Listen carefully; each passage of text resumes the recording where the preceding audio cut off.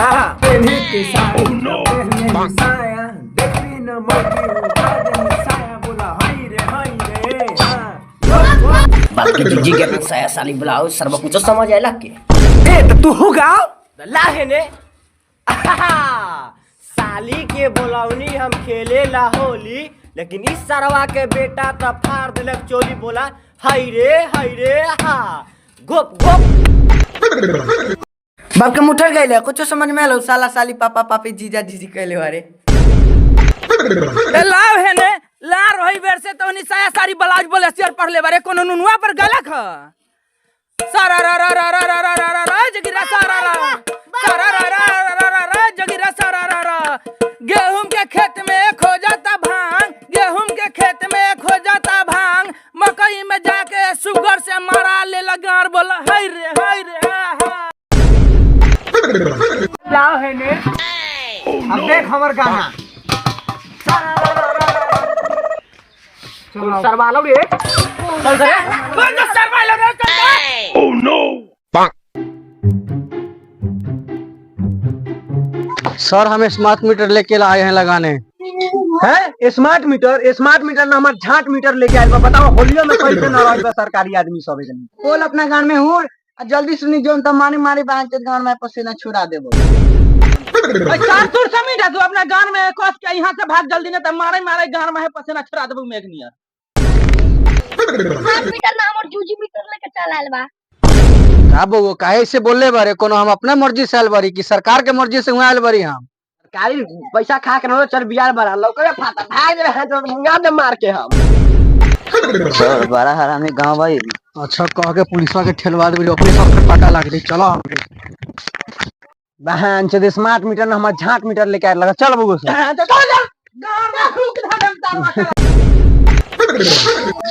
मदना के बेटा पदना बुढ़ा गेल बा होली में कुछ ना हो खाली चोली में कहिए रंग ना डालले चलिए कि अपना देवर से कह के फोन करके बुलावे आ चोली में अंकिल के रंग खूब डलवाए या चले ले फोन करे अपना देवर पर।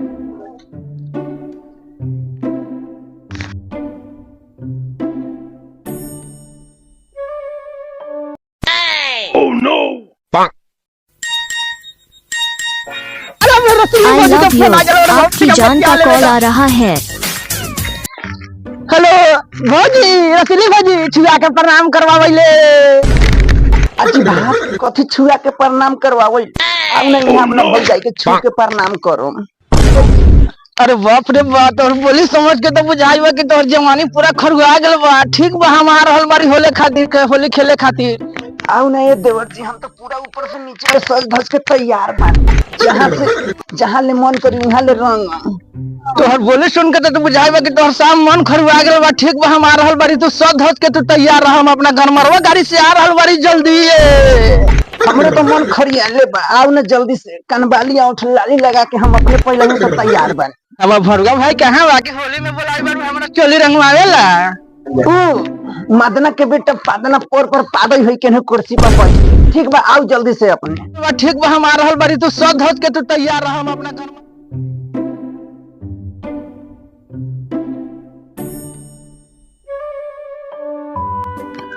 अरे बाप रे बाप चले ले भौजाई करने होली खेले बड़ा मजा आई।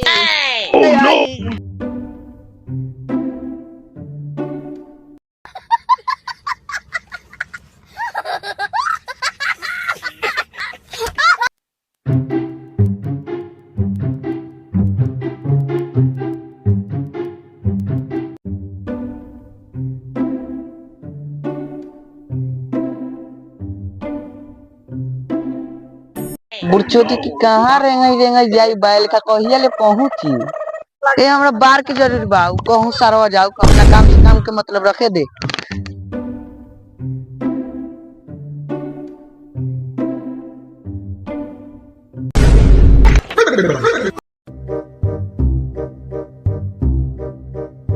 बुरचोदी करा के गिर गेली साइकिलो चलावे ना होई। अब भौजाई हुआ हमर इंतजार करे हुई होली खेले ला हमर रसीली भौजी चले दा आराम से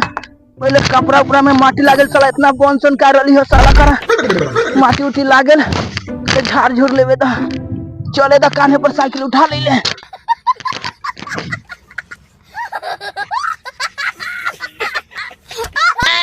ओह नो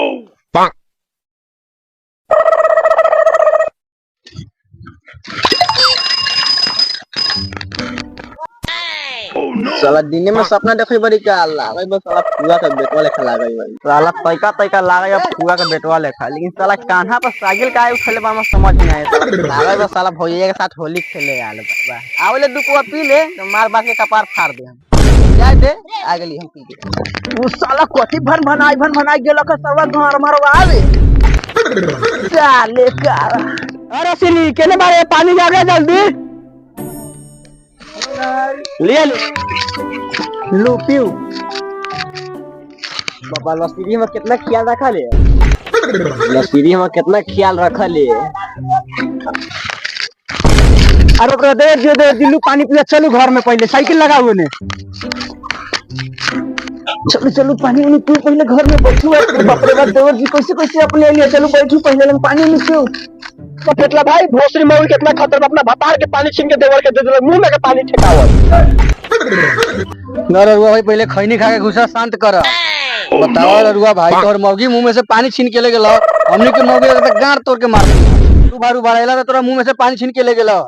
ये तो जूजी बोले रे बहन के दस मौका जाबा खटिया पर पादे जाले कुछ होवल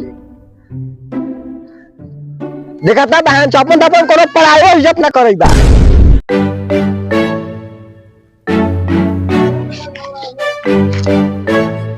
ए देवर जी कैसे अली है अपने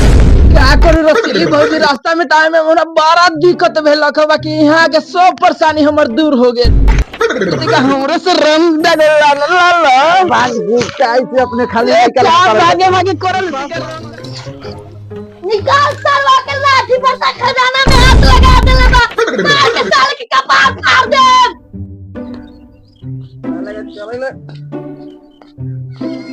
ए भैया फुआ के बेटा कहां गेलो हो उस तरवा तो घर में घुस लौ के घर में घुसला हो सुना जाने पका छीना रहा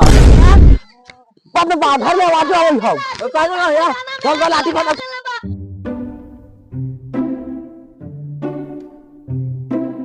वो कथि मिला बाबू हो चल जा खजाना में हाथ डाल देले बा अरे तू बिना हुरले ना पुरले घर में घुस के क्या कर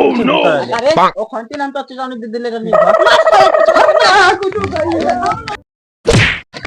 जादी छोड़ दी